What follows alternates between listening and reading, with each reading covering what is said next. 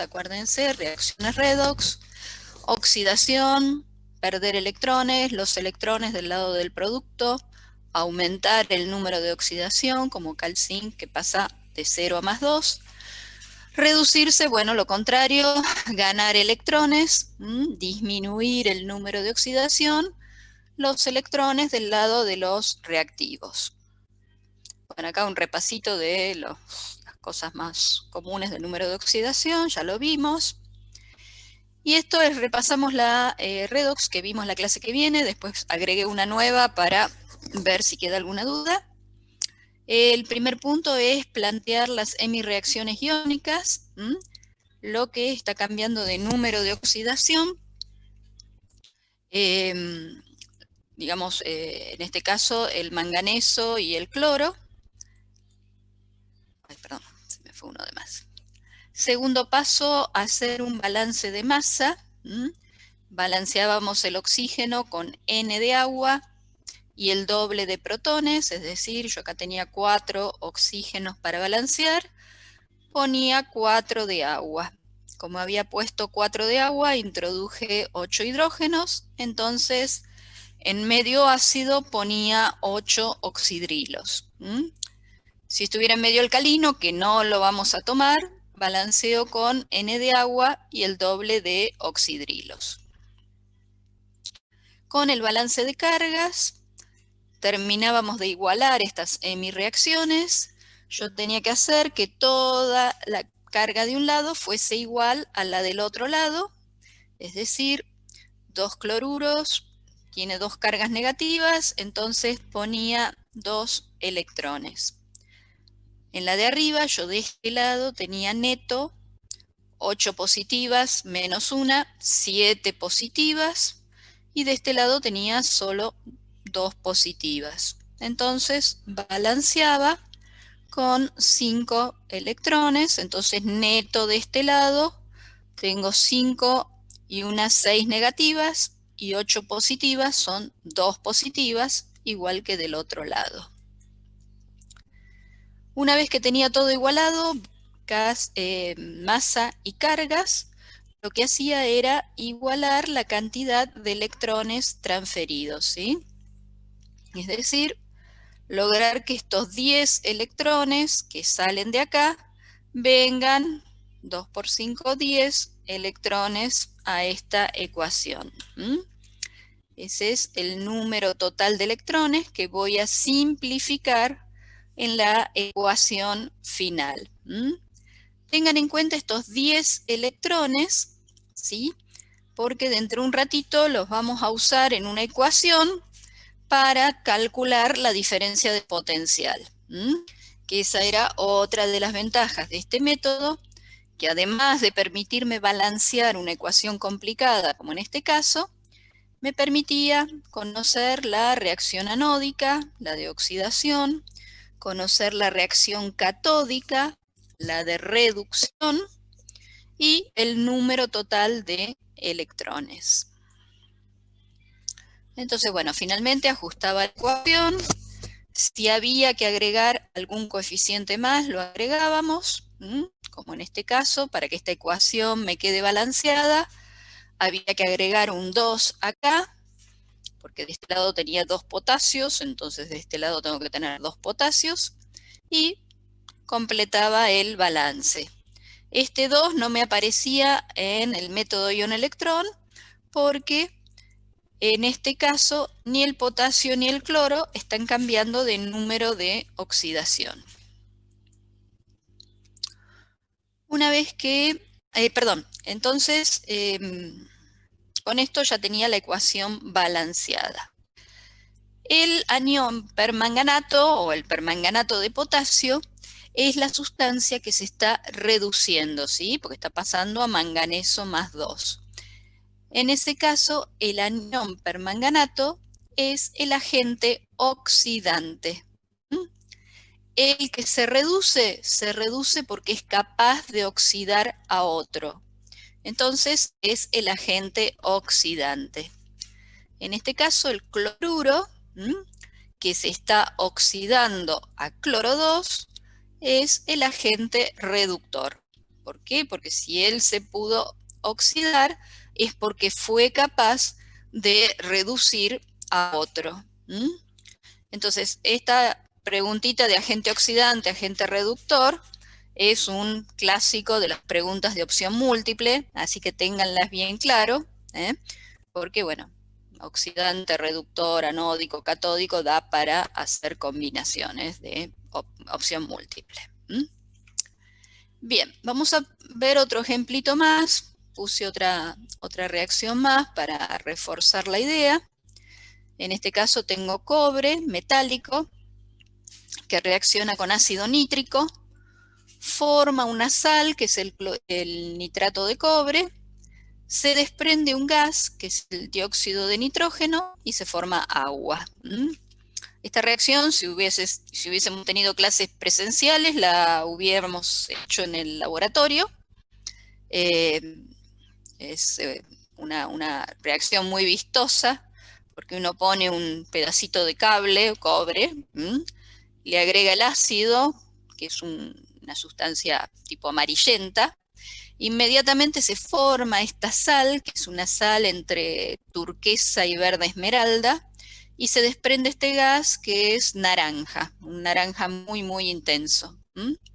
Entonces siempre, es una reacción que, bueno, es muy gráfica para explicar esto del redox. Entonces, primer paso, escribir hemireacciones iónicas. El cobre 0 está pasando a cobre más 2. ¿Cómo sé que es más 2? El cobre tiene dos números de oxidación, más 1 y más 2. Bueno, como acá tengo dos aniones nitratos, cada nitrato tiene una carga negativa, porque viene de acá, del ácido nítrico, y el hidrógeno tiene solamente más 1 de número de oxidación, entonces todo lo que tengo acá tiene que tener menos 1. Si tengo dos nitratos, tengo menos 2. Para que toda esta sal sea neutra, el cobre tiene que estar actuando con número de oxidación más 2. El cobre está pasando de cobre 0 a cobre más 2, por lo tanto está aumentando su número de oxidación, por lo tanto se está oxidando. El ácido nítrico lo separamos, lo ionizamos, porque se acuerdan que se ionizaba ácidos, bases y sales, o sea, ácidos, hidróxidos y sales. Entonces, el anión nitrato se va a transformar, parte queda como nitrato, pero parte se transforma a dióxido de nitrógeno. Entonces con esto tengo el primer paso, que es plantear las hemireacciones iónicas. Una vez que tengo eso planteado, planteo el balance de masa. El cobre ya está balanceado. Y acá tengo que balancear oxígenos. Fíjense, de este lado tengo 3 oxígenos y de este lado solo 2. Por lo tanto, tengo que agregar un oxígeno de este lado. Entonces, agrego agua, 1 de agua. Con eso me quedó balanceado el oxígeno, 3 de este lado y 3 de este lado, pero ahora tengo que balancear el hidrógeno, por lo tanto agrego 2 protones. ¿Por qué? Porque estoy en medio ácido. Fíjense que uno de los reactivos es el ácido nítrico. Profe, perdón. Sí, Entonces, el agente reductor es el cobre y el oxidante es el nítrico. exacto. O sea, Porque en los dos, perdón, en los dos pierden electrones, ¿o no? no, ya ahora vamos a ver. Ahora vamos a ver. Ah, perfecto. Gracias. Ahora, eso te lo va a parecer bien ahora en el siguiente paso, que vemos el balance de cargas. Acordate que siempre una oxidación tiene que ir simultáneamente con una reducción. Uno pierde y otro gana. Los electrones no pueden desaparecer en el espacio ni pueden acumularse. Entonces, con el balance de carga, fíjense, el cobre, para que de este lado tengo carga neutra, tengo cobre metálico, no tiene carga, De este lado tengo 2 más, o sea que tengo que poner 2 electrones. En esta de acá abajo, fíjense, yo acá tengo, de este lado, del lado de los productos, no tengo carga, porque esto es un óxido, es neutro, es una sustancia neutra. Entonces, tengo que ver acá qué carga neta tengo. Tengo 2 positivos y 1 negativo. Para que esto me quede neutro, sin cargas, tengo que agregar un electrón de este lado. Entonces, 2 positivos, 1 negativo y 1 negativo me da 0. 0 carga de este lado, 0 carga de este otro. Fíjate que el electrón te quedó de este lado. Este nitrógeno se está reduciendo. Fíjense que acá está actuando con un número de oxidación más 5. Es decir, acuérdense que siempre el oxígeno era menos 2. Entonces, menos 2 por 3 son menos 6. Y para que esto quede neto con una carga negativa, este tiene que tener más 5. Y acá tenemos 2 oxígenos, o sea que tenemos 4 negativos. Acá este tiene que tener 4 positivos. Entonces de 5 pasé a 4, se redujo. ¿Cómo logré eso? Ganando un electrón. ¿Sí? Entonces, este se oxidó y este se redujo. Acá es un buen momento para corroborar si hicimos bien las cosas, es decir, en la oxidación los electrones van del lado del producto, en la reducción van del lado de los reactivos.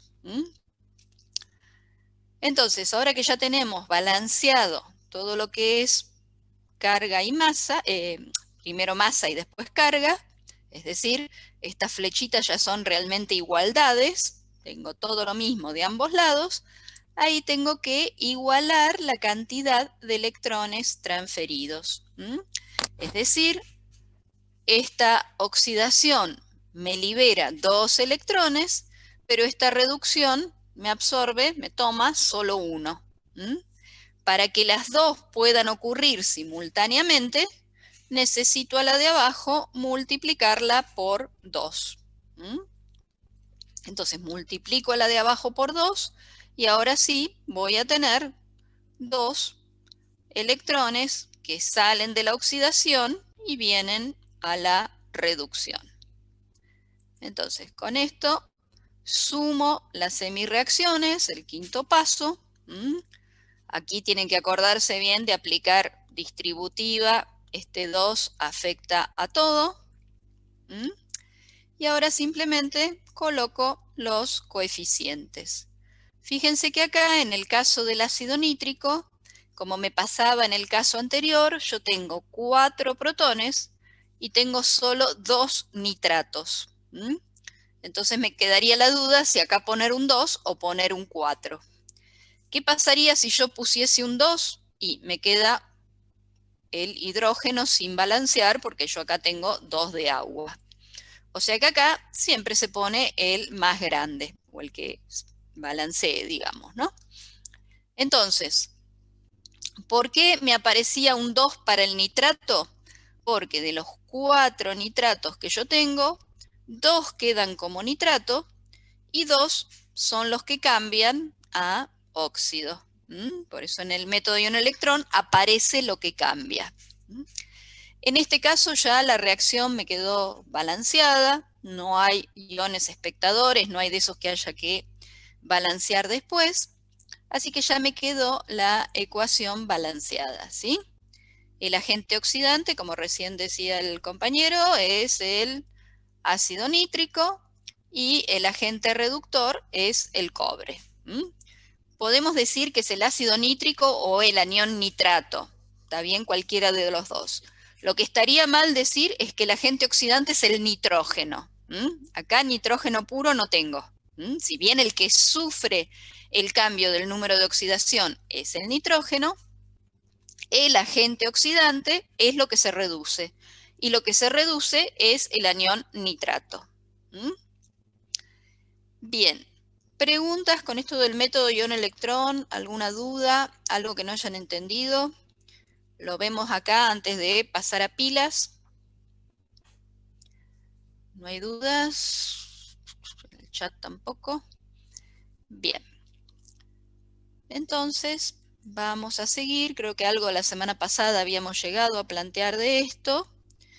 Un poco lo que son las celdas, ¿no? Es decir, este tema es bastante fácil porque vivimos con esto, es decir, todo el mundo tiene celular, computadora y demás, o sea que durante todo el día estamos usando celdas galvánicas, las baterías de todos nuestros dispositivos, mientras que estamos usando el dispositivo, funciona como celda galvánica, es decir, una redox espontánea que ocurre adentro de la pila me genera energía eléctrica, y por eso puedo ver el display del celular, puedo ver funcionar la computadora o lo que fuera. Cuando se nos descarga esta batería, es decir, la reacción llegó a su equilibrio y ya no hay más reacción, entonces usamos esa misma celda, en el caso de las baterías recargables, como celda electrolítica. Es decir, le entregamos energía eléctrica para forzar la reacción química inversa. Si en el sentido anterior era espontánea, en este sentido es no espontánea. Entonces, mediante el agregado de energía eléctrica, forzamos la reacción inversa. La diferencia de potencial eléctrico entre ánodo y cátodo se llama voltaje de la celda, fuerza electromotriz, potencial de la celda, es decir, es lo que uno llamaría el voltaje. ¿Qué voltaje tiene una determinada pila, una determinada batería? Bueno, acá tenemos un ejemplito. Esta también la hubieran hecho en laboratorio si hubieran tenido clase presencial. En esta pila de Daniel, que ya en un ratito la vamos a comparar con todas las pilas comerciales y vamos a ver que todas tienen los mismos elementos. Tengo los mismos elementos que en cualquier pila, 2 electrodos, un electrodo donde ocurre la oxidación, en este caso el zinc, y un electrodo donde ocurre la reducción, en este caso el cobre. Si yo conecto todo este circuito, acá me va a marcar una determinada diferencia de potencial. Si yo quito el voltímetro y simplemente conecto esto, o si en el medio pongo una lamparita para que se ilumine mientras pasan los electrones, yo voy a ver que esta barrita de zinc se va a ir haciendo cada vez más delgada y esta barra de cobre va a ser cada vez más gorda, va a ir ganando masa. ¿Por qué? Porque acá el zinc se va a ir oxidando, los átomos de zinc van a pasar a ser cationes y van a por lo tanto estar en solución. Y en cambio acá los cationes de cobre se van a ir depositando sobre esta barra de cobre por reaccionar con los electrones que venían de acá arriba, que provenían de los electrones que se liberaron en el zinc. Entonces estos electrones circulan por acá arriba. ¿Y cuál es el tema? Que acá se me va a ir consumiendo cationes y acá al contrario se me van a ir formando cationes. Entonces acá se me va a aumentar la carga positiva y acá va a disminuir. Para mantener ese equilibrio de cargas tenía este puente salino. Es decir, acá vienen cargas negativas, los cloruros, para compensar el exceso de zinc, y acá vienen cationes positivos, cobre, para compensar el cobre que va reaccionando. Entonces, este es el principio de funcionamiento de una pila, algo que se oxida, algo que se reduce. De la oxidación salen los electrones para la reducción, y justamente la idea de la pila es aprovechar este flujo de electrones. Y por dentro de la pila lo que yo tengo son movimiento de iones que es lo que me cierra este circuito. Para que circule corriente, el circuito tiene que estar cerrado. Es lo que hacemos cuando apretamos el interruptor de la luz para prender la luz. Cerramos un circuito y los electrones pueden circular. Si este circuito está abierto, como en este caso con un voltímetro, simplemente me va a marcar la diferencia de potencial. Este puente salino, justamente la función que tiene es cerrar el circuito, logrando la neutralidad de aniones y cationes. ¿Sí? Profe, una Sí. pregunta, ¿la barrita de zinc se va a ir consumiendo solamente la parte que está en la superficie del líquido abajo? Igual con la pila de cobre, ¿se va a ir aumentando la masa en la zona que está la superficie en contacto? En principio sí, lo que pasa es que en realidad esto está hecho así como para que uno lo vea, la realidad es que vos vas a sumergir lo máximo posible. De todas formas, ya vamos a ver dentro de un ratito que seguramente no se va a consumir del todo, ni se va a depositar todo el cobre, sino que va a llegar un momento que va a haber un equilibrio y la reacción se detiene. ¿Cuándo pasa eso? Cuando se descarga la pila. En un ratito te presento la ecuación que nos va a ir indicando eso. Por eso es que en realidad seguramente la reacción se va a detener mucho antes de que se me desintegre todo el zinc.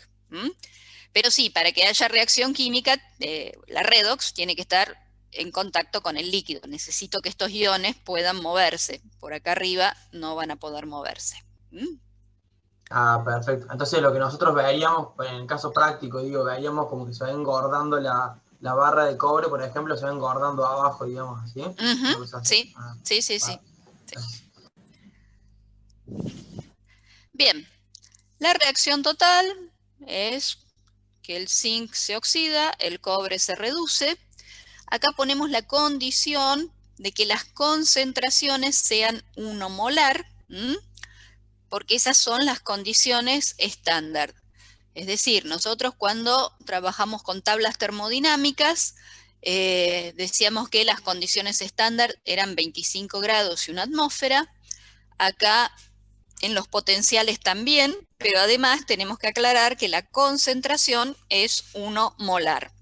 Estas soluciones que tengo ahí junto con el líquido, las barritas, tienen que tener 1 molar de concentración y obviamente van a ir cambiando, porque el zinc se va oxidando, entonces esta concentración va a ir aumentando y el cobre se va reduciendo, entonces esto va a ir disminuyendo. Y ese cambio de concentración va a ser lo que provoque que mi potencial vaya cambiando, mi diferencia de potencial vaya cambiando. ¿Hasta cuándo va a ir cambiando esa diferencia de potencial? Y hasta que se haga cero. Cuando no hay más diferencia de potencial, no pueden circular más electrones. Lo que hace que los electrones se muevan es justamente esa diferencia de potencial.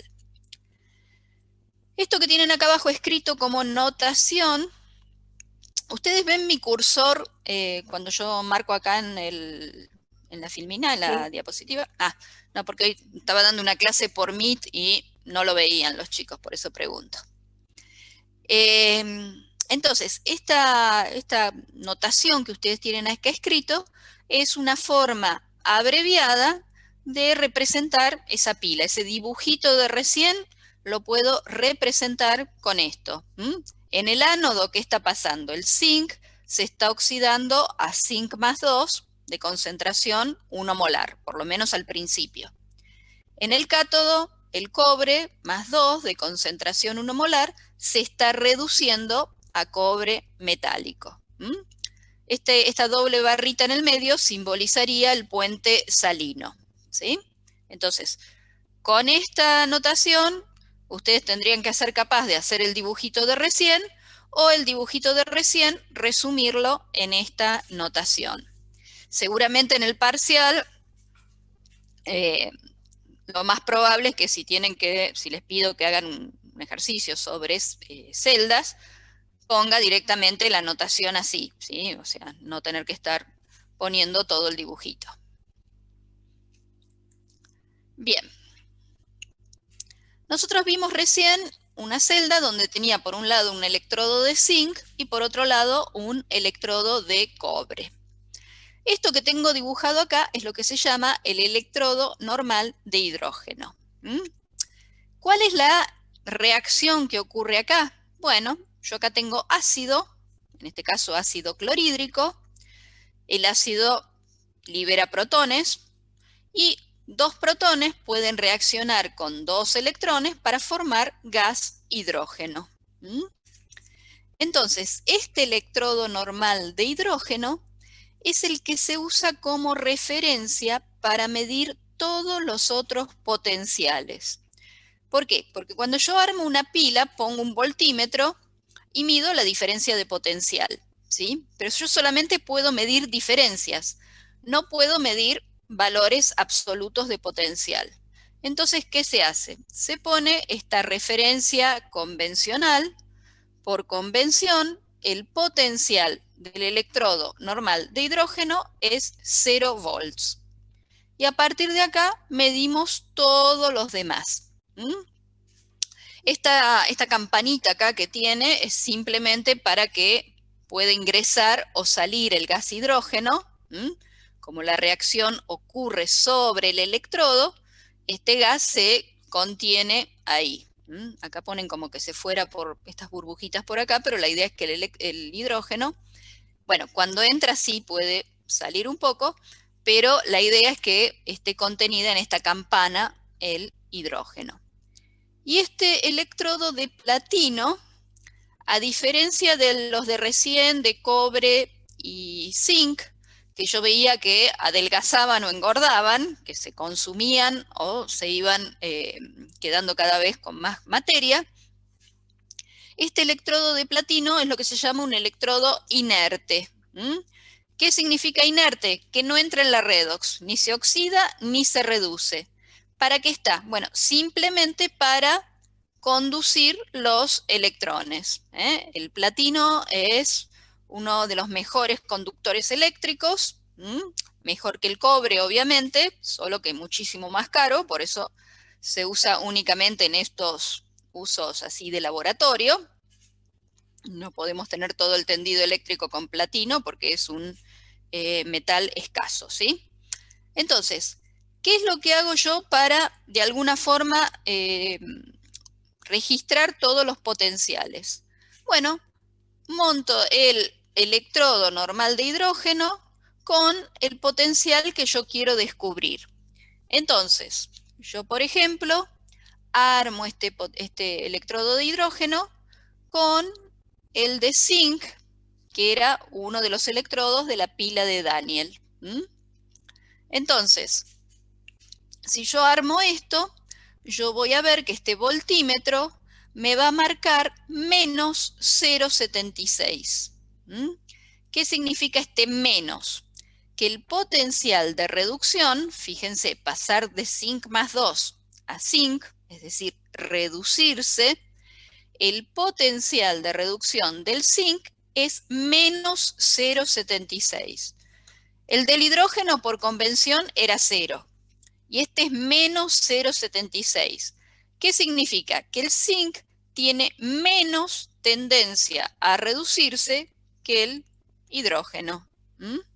Entonces, si yo armara esta pila, ¿qué sería la reacción espontánea?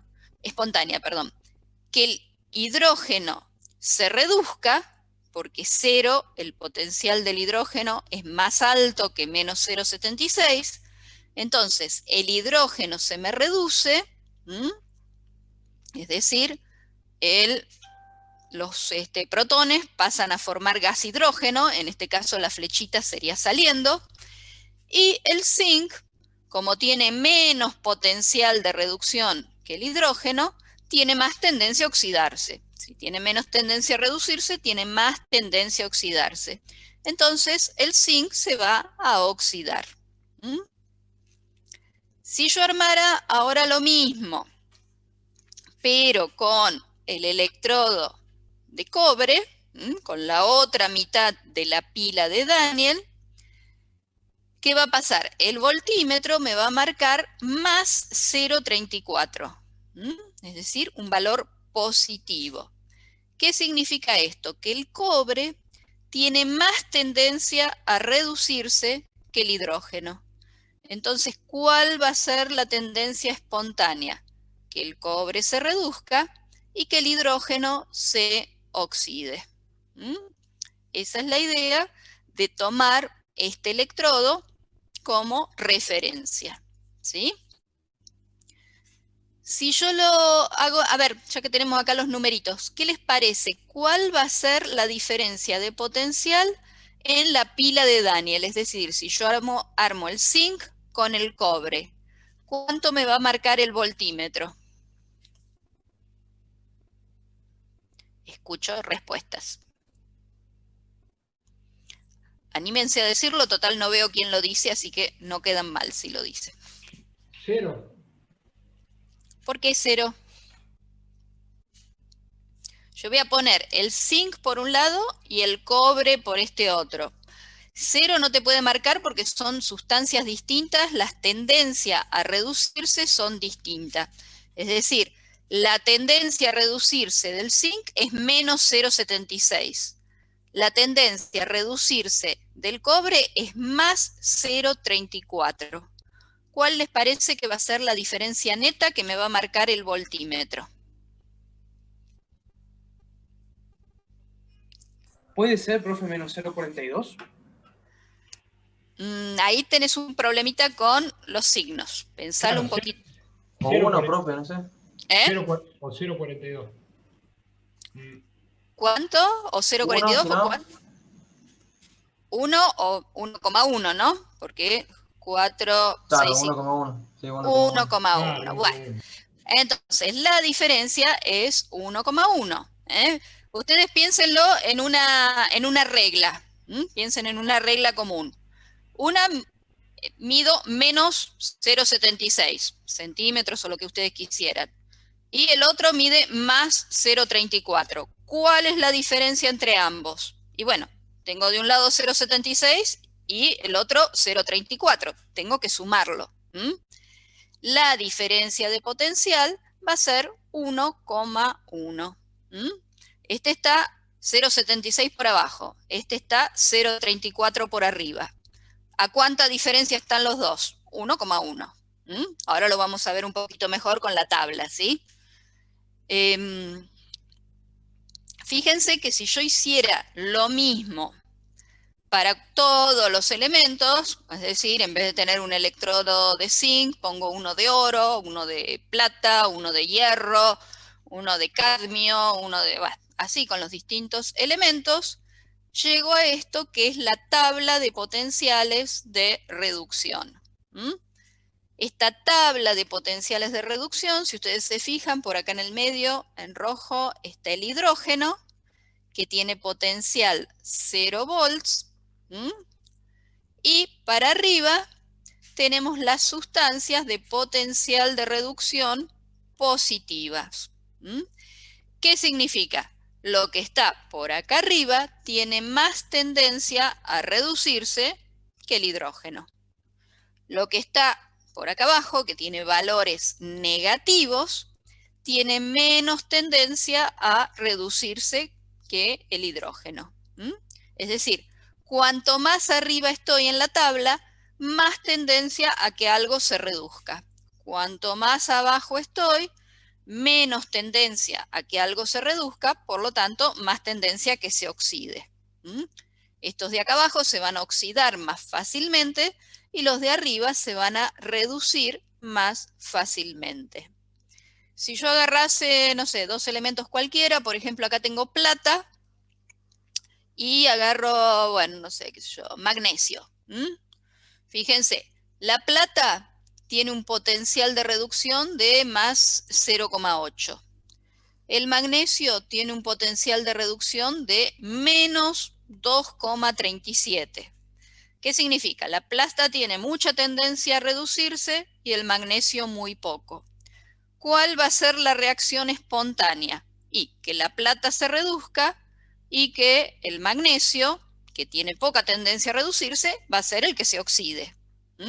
Entonces, siempre la reacción espontánea va a hacer que se reduzca lo que tiene más tendencia, mayor potencial de reducción, y que se oxide el que tiene menos.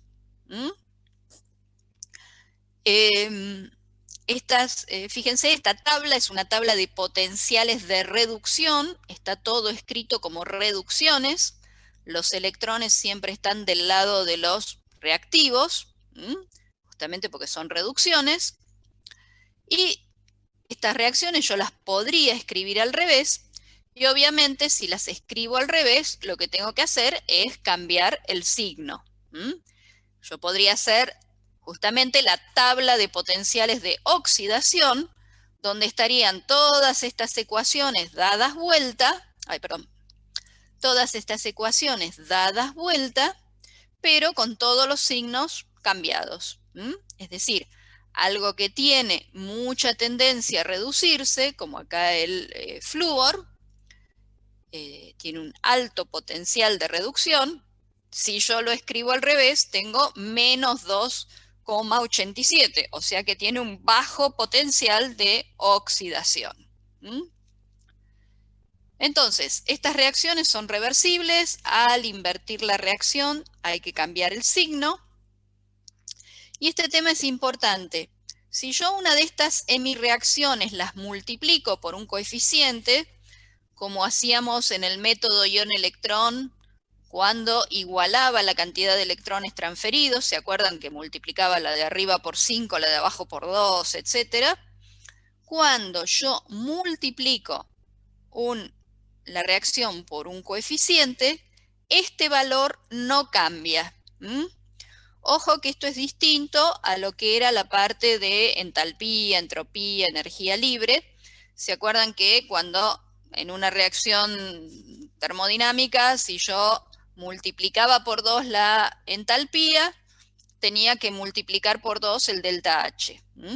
Acá no. ¿Por qué? Porque el potencial es una propiedad intensiva. No depende de la cantidad de sustancia, no depende de la cantidad de materia. Simplemente depende de qué material se trate. Si yo pongo a la intemperie un clavito de hierro o una viga de hierro, la tendencia a oxidarse va a ser la misma. No va a oxidarse más rápido o más intensamente la viga porque es más grande. Es una propiedad intensiva. Por lo tanto, este valor no cambia aunque yo aumente la cantidad de moles. Entonces, resumiendo, en esta tablita yo tengo las potenciales de reducción, acá están los más grandes, acá están los más bajos.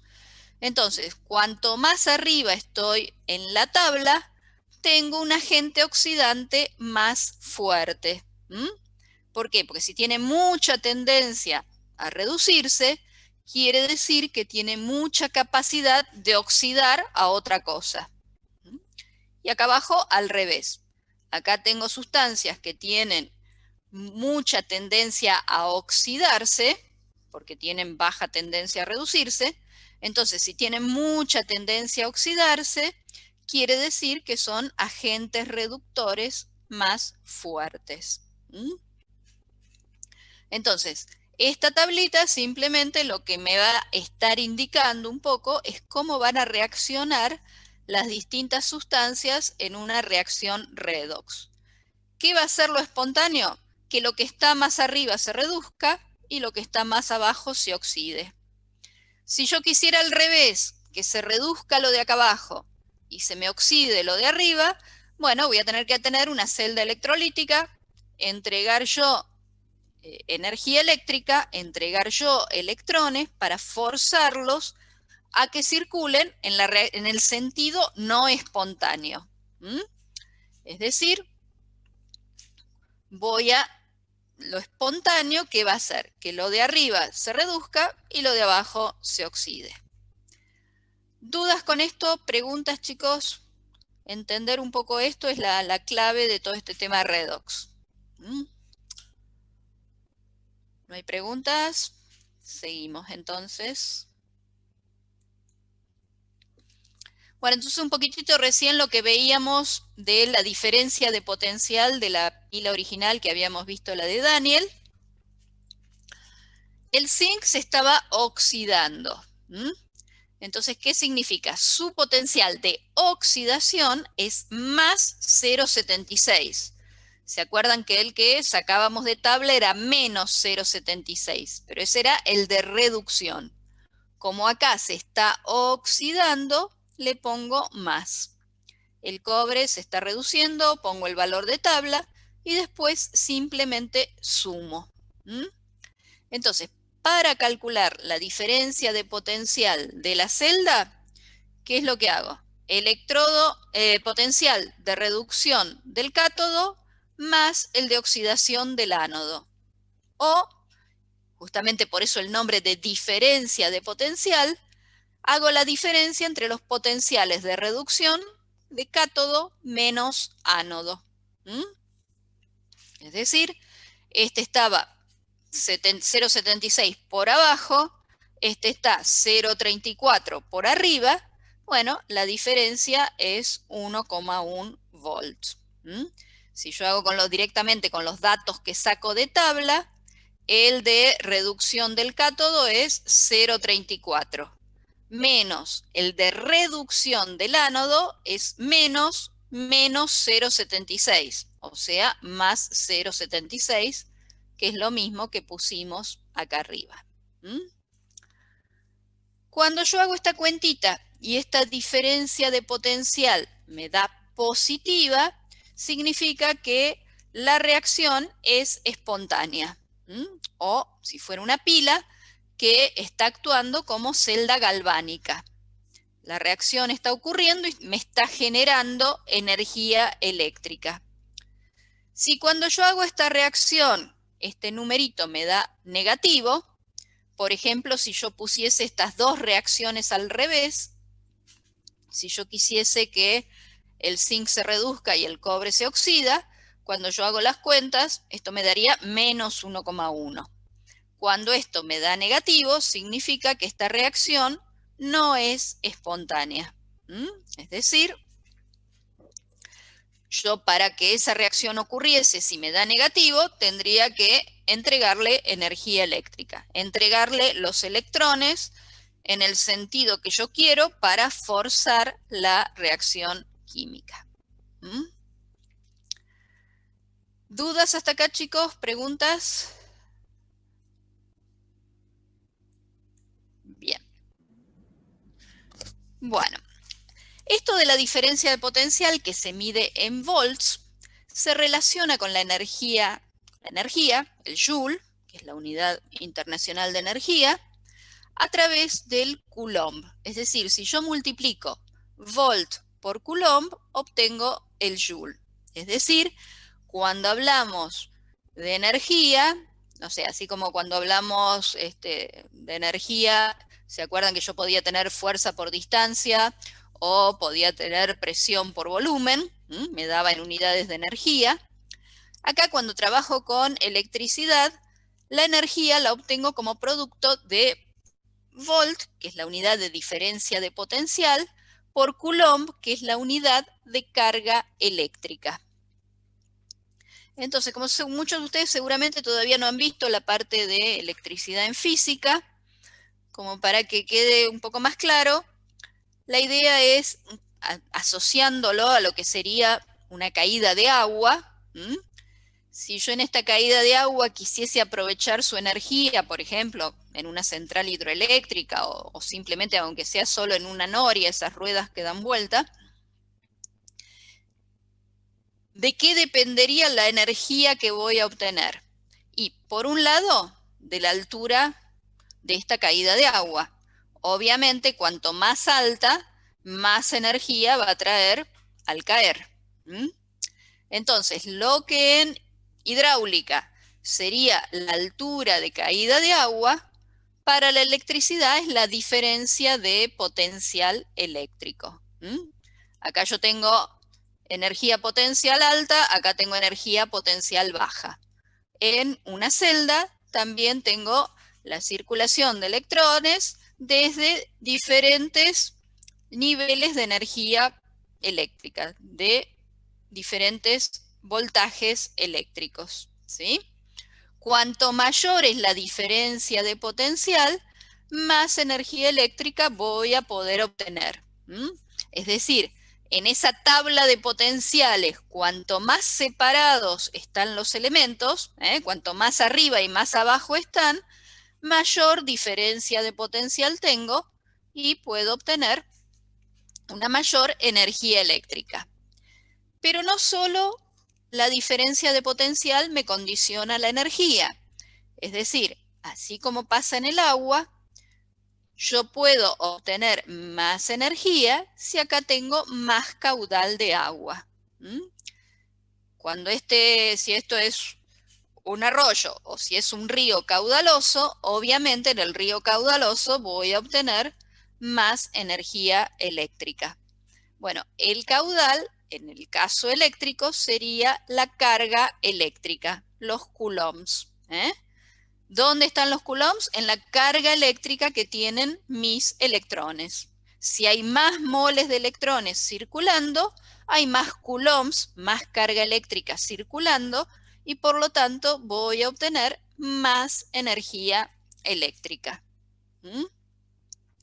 Entonces, la energía eléctrica que yo voy a poder obtener, que en definitiva va a ser la que me importe para prender una lamparita, por ejemplo, va a depender de los dos factores. La diferencia de potencial, o sea, la altura de que caería el agua, en este caso sería como una altura eléctrica, y el caudal que tengo de agua, en este caso, la carga eléctrica que yo tengo. ¿A qué asociamos esta energía eléctrica? ¿Se acuerdan? No le den bolilla a lo de acá abajo, concentrémonos en esto de acá arriba. ¿Se acuerdan que cuando nosotros vimos energía libre de Gibbs, habíamos dicho que esa energía era como la energía, justamente se llamaba libre, porque era como una energía disponible que yo tenía para realizar algún trabajo? Justamente esta energía libre de Gibbs la puedo asociar a trabajo eléctrico. Entonces, trabajo eléctrico o energía eléctrica es el producto de una diferencia de potencial, el delta E de mi pila, por una cierta cantidad de carga. Es lo que acá llamamos N por F. ¿Qué es esta N? N es el número de moles de electrones de mi reacción total.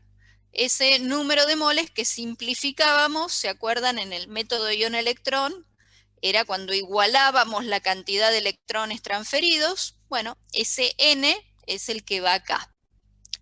Y esta F es lo que se llama Faraday y es la carga eléctrica de un mol de electrones.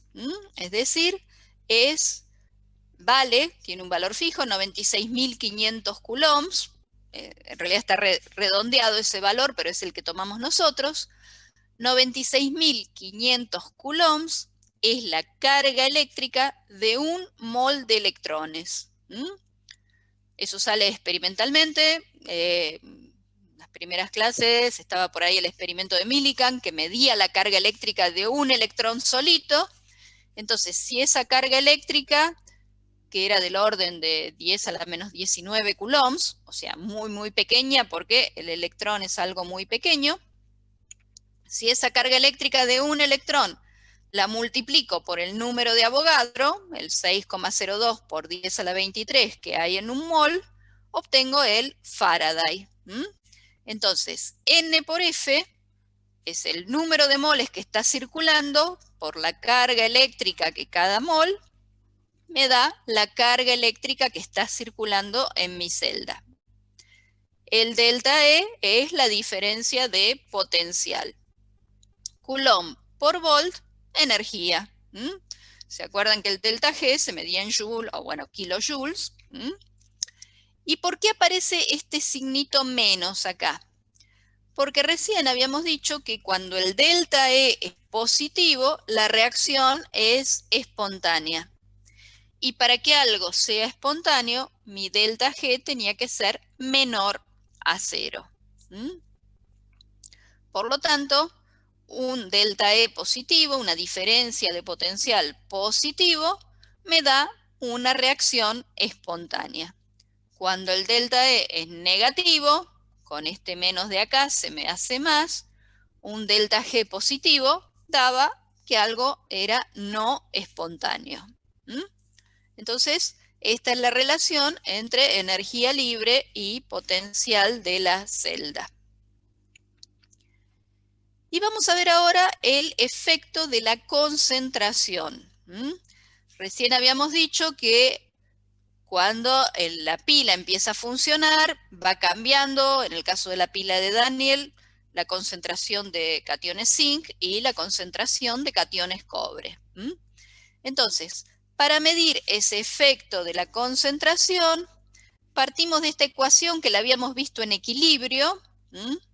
En equilibrio habíamos visto que el delta G, la variación de energía libre en cualquier momento, era la variación de energía libre, la que saco de tablas, el delta G0, con los datos de delta G de formación de tablas, más RT, R la constante de los gases, T la temperatura en Kelvin, por el logaritmo, Ln, esto parece un IN por el tipo de letra, pero es el logaritmo en base E, del cociente Q, el cociente de reacción. ¿Se acuerdan? Cuando vimos equilibrio.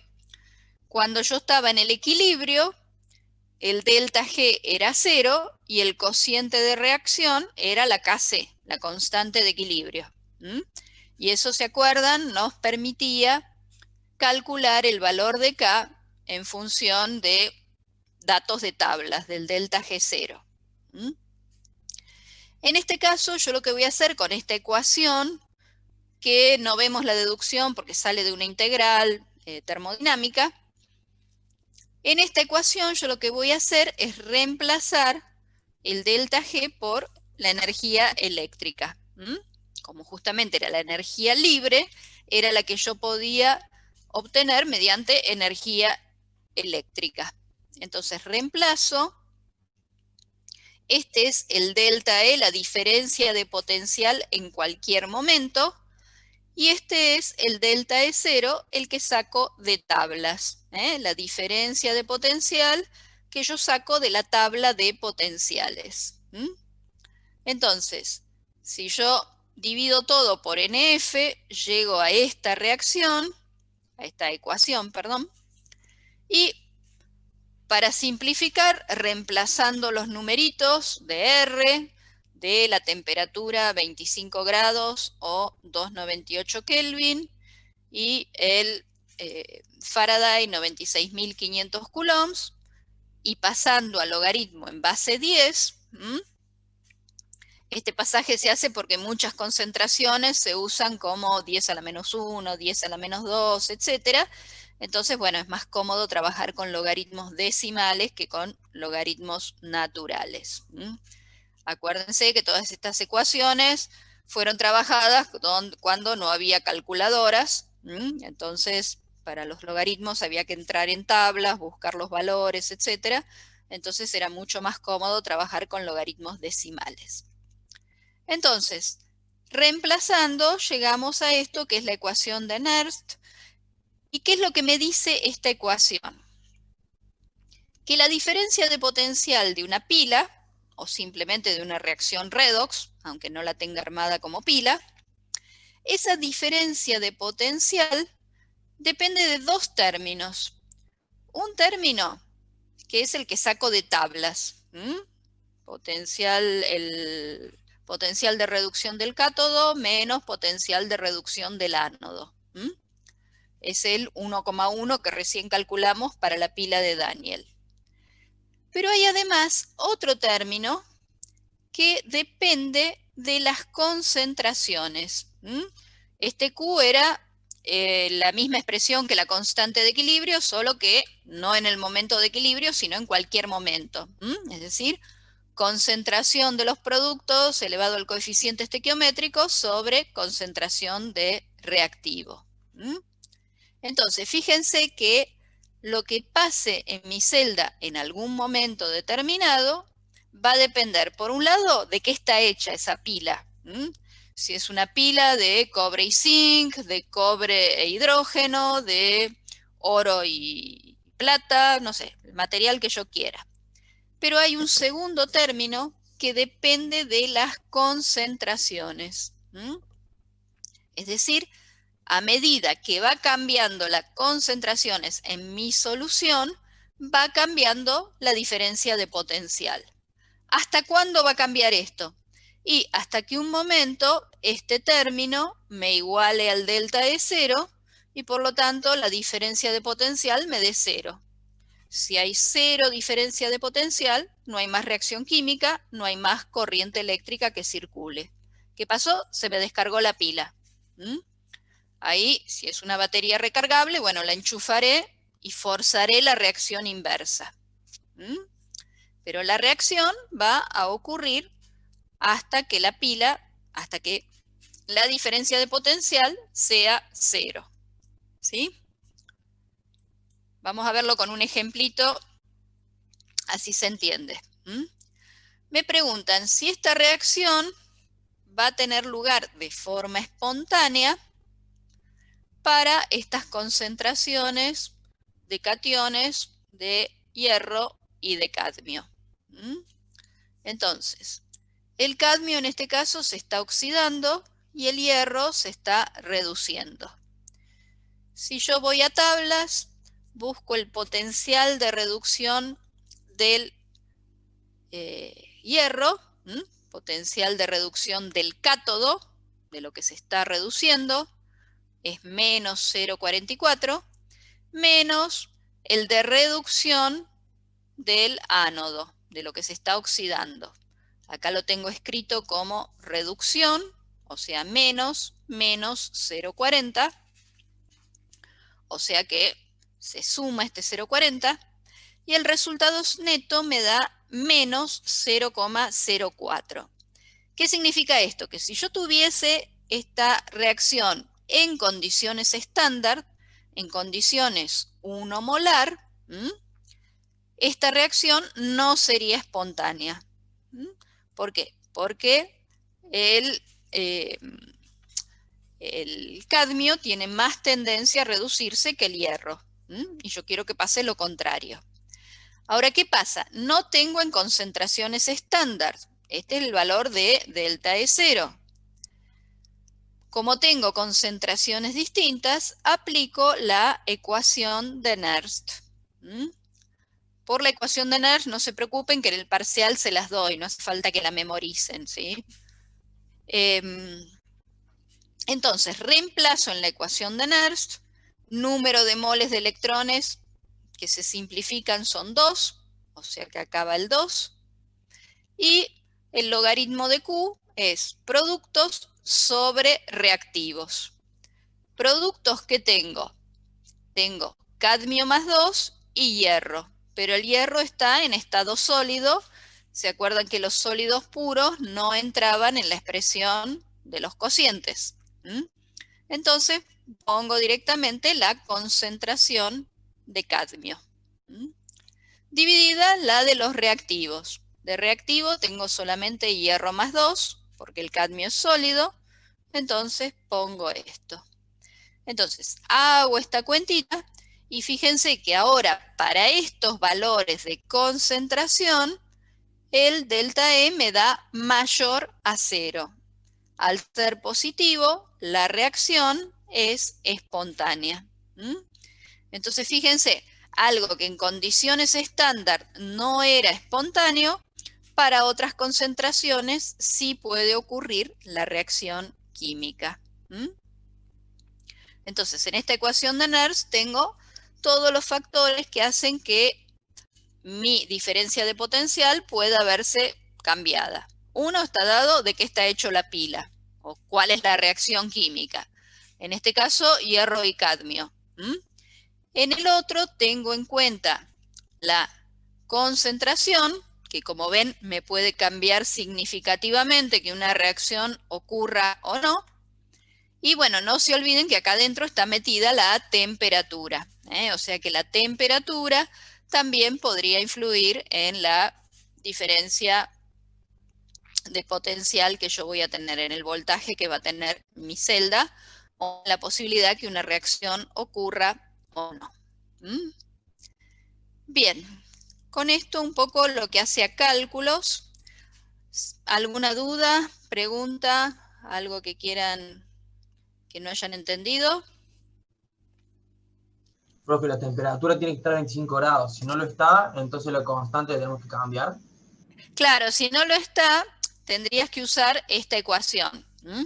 En esta ecuación, ese 0,059 es válido cuando vos acá pusiste 298 Kelvin, que son 25 grados. ¿Mm? Si tuvieras otro valor, bueno, lo tenés que cambiar. De todas formas, nosotros para este tema que es pilas, consideramos que en cuanto a temperatura, ocurren a temperatura estándar. ¿Mm? Porque en definitiva, si bien la temperatura afecta la diferencia de potencial en la formulita, la temperatura puede afectar de muchas formas el funcionamiento de una pila y no ser tan específico como esto, ¿no? Un ejemplo, por ejemplo, la temperatura, ¿se acuerdan que modificaba la viscosidad de un líquido? ¿Mm?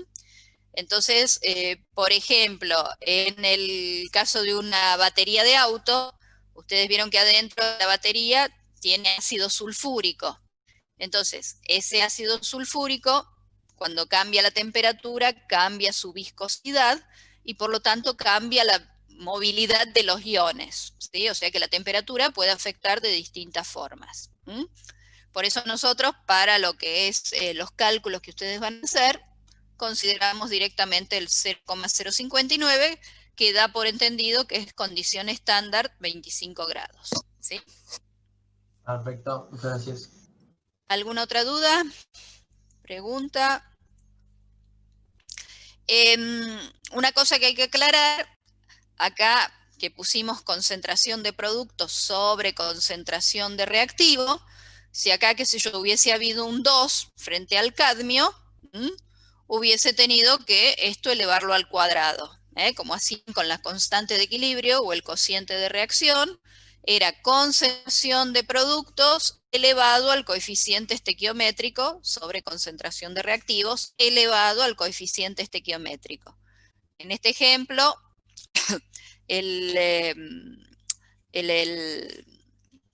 está coeficientes 1. Bien, si no hay preguntas, vamos a ver un poquitito ahora algunas de las celdas comerciales.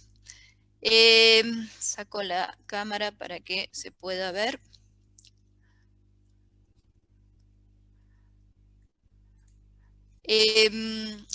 Ahora después cuando terminamos veo me han mandado algunos mensajes de chat, ¿sí? Los vemos después al final. En estas, la idea es ver un poquitito las distintas baterías que habitualmente nos rodean. La idea de esto no es que aprendan cómo es el esquema, ni qué consiste, ni que sepan de memoria las reacciones. Yo tampoco las sé. Lo único que quiero que acá vean es simplemente que todas las pilas, desde la de Daniel, que ya vimos, a las de esta que vemos acá, esta que se llama de Leclanché, es la pila común, la Everready, la más barata, la que se usa, no sé, para las radios, las linternas y esas cosas. Vamos a ver que todas tienen los mismos elementos. Es decir, esta pilita, si ustedes la abren, van a ver que en el medio hay una barrita de carbón, de grafito, de carbono, que es el cátodo. El ánodo es la chapita de abajo de zinc. Hay espaciadores de papel, etcétera. Y acá en el medio hay una pasta húmeda, formada por distintas sustancias, ¿sí? Donde tengo los cationes zinc, que el zinc se va a estar oxidando, y donde hay otros elementos, pero en definitiva lo que es importante, acá en este caso hay la reacción, es la transformación del manganeso, pero en definitiva los elementos de la pila son siempre los mismos, es decir, un ánodo donde ocurre la oxidación, un cátodo donde ocurre la reducción. Acá se pierden electrones, acá se ganan. Y estos electrones, cuando salen de acá abajo del zinc y van al cátodo, pasan por donde esté puesta la pila, una radio, una linterna, lo que fuera, y me sirve para hacer funcionar ese dispositivo. Entonces, como siempre, el ánodo de oxidación, el cátodo de reducción, por afuera se mueven los electrones de ánodo hasta cátodo y por adentro hay movimiento de iones. En este caso hay el zinc más 2, está el catión amonio, pero ven que acá adentro siempre hay sustancias cargadas eléctricamente. En el caso de las pilas alcalinas, es muy parecido el esquema. La diferencia es que el electrolito es un hidróxido, por eso se llama pila alcalina. Es decir, de nuevo, ánodo de oxidación, cátodo de reducción. Los electrones, mientras van de ánodo a cátodo, pasan por afuera y me prenden el dispositivo que sea. Hace unos años había una propaganda justamente de las pilas alcalinas con un conejito de juguete que funcionaba mucho más con este tipo de pilas.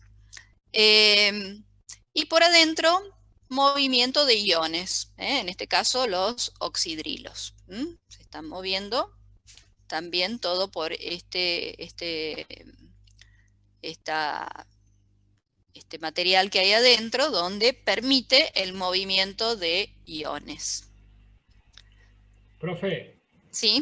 En el caso de la utilización de una linterna, ¿puedo meter estas pilas alcalinas también, no? Sí, sí, sí. Vos lo que tenés que ver es la diferencia de potencial, que sea la misma. Claro, claro, bien. Sí. La ventaja de estas pilas es que en general duran más, tienen mayor duración. Bien. La diferencia de potencial, fíjate, también es 1,5 volts, como las pilitas comunes. Bien, acá tenemos una de forma, tamaño totalmente distinta. Estas son esas pilas tipo botón. Estas se usan mucho en aparatos médicos, como ser marcapasos, audífonos y demás. De nuevo, un ánodo de oxidación y un cátodo de reducción. Por afuera circulan los electrones de ánodo a cátodo y por adentro movimiento de iones. Acá también tenemos oxidrilos y demás. El problemita con estas baterías, si bien tienen muy buen funcionamiento, es muy estable, la diferencia de potencial y demás duran bastante, el problema que tienen es que son muy contaminantes porque contienen mercurio. El mercurio es un metal pesado, tóxico. Se dice que una pilita de estas arrojada a un curso de agua puede contaminar 600.000 litros de agua. Para que tengan idea, una pileta común de una casa común, no un club ni nada, una pileta familiar, está en el orden de 40-50.000 litros, ¿sí? Y hablamos que una de estas puede contaminar 600.000 litros, o sea, como más de 10 piletas de natación familiares. Con el agravante de que el mercurio es un material, es un metal que se bioacumula, es decir, cuando uno lo ingiere de alguna forma, el cuerpo no lo excreta, queda en el organismo, y eso hace que se vaya transmitiendo en toda la cadena alimenticia, ¿sí? Es decir, si en un curso de agua un pescadito come agua contaminada o sustancias contaminadas con mercurio, le quedan en su cuerpo y entonces cuando el pez más grande come muchos pescados chiquitos, va acumulando el mercurio y va pasando a través de toda la cadena alimenticia. Por eso que con estas pilas se tiene muy en cuenta la parte de que no vaya a basura común, que no vaya a cursos de agua. En general, bueno, como son lugares más específicos, en general no son cosas que uno cambia. Uno no le va a cambiar su batería a un marcapasos, por ejemplo. Entonces, en general, se trata de controlar bastante el circuito de reciclado, ¿sí? Este calculo que todos lo conocen, es la batería del auto, camiones, demás vehículos. De nuevo, ánodo de oxidación, cátodo de reducción. Las distintas placas, ánodo y cátodo, están formadas por plomo y óxido de plomo, por eso es el acumulador de plomo. Por adentro, ácido sulfúrico, H2SO4, que es justamente lo que da la movilidad de iones. Y de nuevo, bueno, por fuera, los electrones que van de ánodo a cátodo, ¿sí? Cuando sale de acá, pasa por todo el circuito eléctrico del vehículo y que me permite arrancar el auto, prender las luces, la radio, ¿sí? Después, bueno, cuando el auto funciona por energía mecánica, esto se invierte y se va recargando. El acumulador es recargable, ¿sí? Este acumulador, en realidad, cada par de placas es una celda que están conectadas en serie, por eso son varias celdas para obtener mayor voltaje, ¿sí? Es decir, cada una de esta celda entre estas dos reacciones me da 2 volts, entonces se conectan varias en serie para obtener los 12 volts que suelen tener estas baterías. Con esta batería también tenemos el problema de que el plomo es contaminante, por eso también hay que tener muy en cuenta el circuito del reciclado. Y esto a veces puede ser un problema cuando se habla de energía solar, es decir, cuando uno usa paneles solares, generalmente eso va acompañado de baterías, ¿sí? Donde se acumula la energía para poder usarla cuando no hay sol. Es decir, durante el día se aprovecha la energía solar para transformarla en energía eléctrica, pero no siempre hay sol, entonces acumulo esa energía en estas baterías. Entonces, si la gestión de los acumuladores de las baterías que acompaña la energía solar no es eficiente, la energía solar deja de ser una energía limpia. ¿Por qué? Y porque si esta batería la tiramos por cualquier lado, el plomo es contaminante, produce problemas neurológicos y demás, y además acá adentro tengo ácido sulfúrico en una concentración bastante importante del orden del 40%, o sea que es un ácido bastante concentrado, que hace que sea sumamente corrosivo, sumamente agresivo, puede quemar la piel, las mucosas, desde ya si va a un curso de agua modifica el pH, etc. Entonces, esto puede ser altamente contaminante si no está bien gestionado. Por eso, ojo con la energía solar. Esto pasa mucho a veces cuando generalmente algún político va y pone energía solar en alguna escuelita rural donde no hay energía eléctrica. Entonces deja todo armado, muy linda la foto en la inauguración, pero después por ahí no hay quien se encargue de gestionar bien estas baterías y entonces deja de ser energía limpia, ¿sí? Esta es la que ahora está de moda, la batería de litio. De nuevo, como siempre, un ánodo de oxidación, cátodo de reducción, por adentro movimientos de iones y por afuera movimiento de electrones. Creo que los últimos modelos de batería de litio, en vez de tener un compuesto de titanio, tienen un compuesto de cobalto, digamos porque se han ido mejorando bastante. ¿Y cuál es la gran ventaja del litio? Que por eso está tan de moda ahora, que es la que se usa básicamente en las computadoras, es la que se usa en los autos eléctricos. ¿Y cuál es el tema? Que el litio, si ustedes se fijan en la tabla de potenciales estaba justo abajo de todo. O sea que el litio tiene un alto potencial de oxidación, tiene mucha tendencia a oxidarse.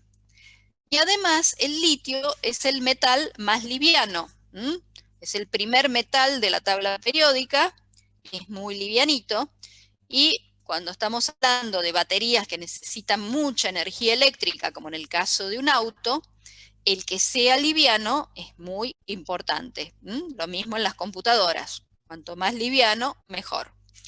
Y esa es la gran ventaja que hace del litio la gran estrella, ¿sí?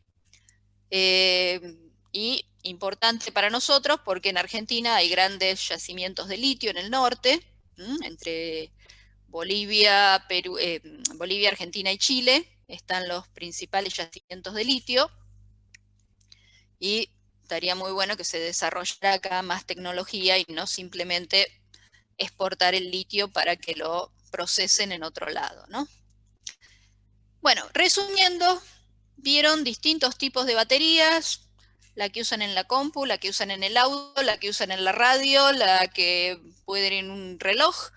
Todas esas baterías tienen distintas formas, tamaños, materiales, pero en todas siempre un ánodo de oxidación, un cátodo de reducción, electrones por afuera, que es lo que yo justamente quiero aprovechar, y por dentro movimiento de iones, ¿sí? Y por último, lo que se llaman celdas de combustible. La celda de combustible sería simplemente una pila que funciona en continuo. En vez de funcionar por lotes, como funcionan todas las otras, es decir, la uso, se descarga, la vuelvo a cargar, la vuelvo a usar, se vuelve a descargar, la vuelvo a cargar. Sería como un proceso por lotes, un proceso batch, como se llama en la industria. Bueno, las celdas de combustible son simplemente procesos continuos. Es decir, yo en esta, por ejemplo, todo el tiempo suministro oxígeno e hidrógeno. ¿Y cuál es mi reacción total? Obtener agua. Esto sería algo así como el equivalente a combustionar hidrógeno, ¿sí? A quemar el hidrógeno, como yo hago con un hidrocarburo, como hago con, no sé, carbón, madera o lo que fuera, ¿sí? Lo combino con oxígeno y obtengo un producto de combustión. En vez de hacer la combustión, acá lo que estoy haciendo es la reacción electroquímica. Es decir, el oxígeno se reduce y el hidrógeno se oxida y obtengo agua. ¿Cuál es la ventaja de hacerlo así? Que mejora mucho el rendimiento. Es decir, si yo quemo directamente el hidrógeno, aparte de que el hidrógeno es bastante explosivo, entonces genera una reacción bastante violenta, tengo que controlarla muy bien, pero si yo lo hago así, obtengo directamente la energía eléctrica. Si yo acá quemo, primero quemo y después uso ese calor en un generador o lo que fuera. En cambio acá directamente obtengo la corriente eléctrica. Es decir, en estas celdas de combustible se mejora mucho el rendimiento. Esto es un poco lo que se usa en los autos a base de hidrógeno, o cuando se usa hidrógeno como combustible. La gran ventaja es que se obtiene agua, pero tengo que usarlo de esta forma, directamente en una celda de combustible. De nuevo, los mismos elementos que en cualquier celda. Ánodo de oxidación, cátodo de reducción, algo se oxida, algo se reduce. Los electrones que salen de la oxidación y van a la reducción pasan por algún circuito eléctrico para aprovechar esa corriente eléctrica, y por dentro movimiento de iones. ¿Dudas, preguntas con esto que vimos hasta ahora? Bien.